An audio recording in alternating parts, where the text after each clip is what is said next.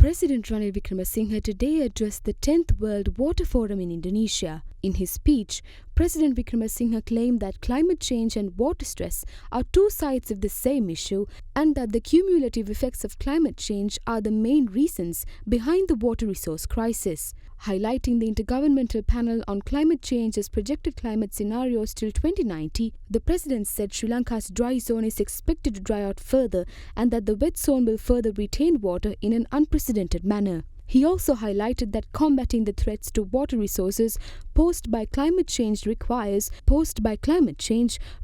colossal amounts of financial resources. Addressing the summit, President said that the global north has failed miserably in adhering to its commitments to provide financial resources for climate change. He said the global north is willing to fund death and destruction in Ukraine, but there is an unwillingness to fund measures to avoid death and destruction caused by climate change.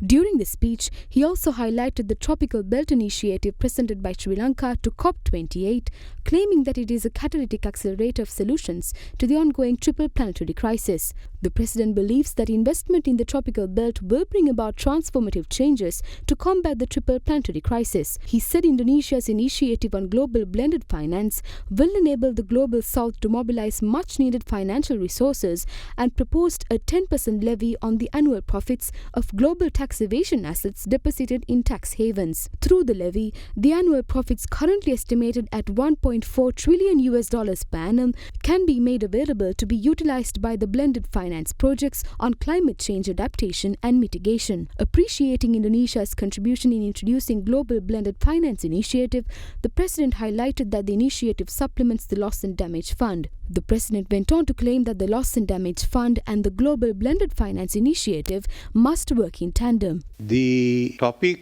of world water is very important to us.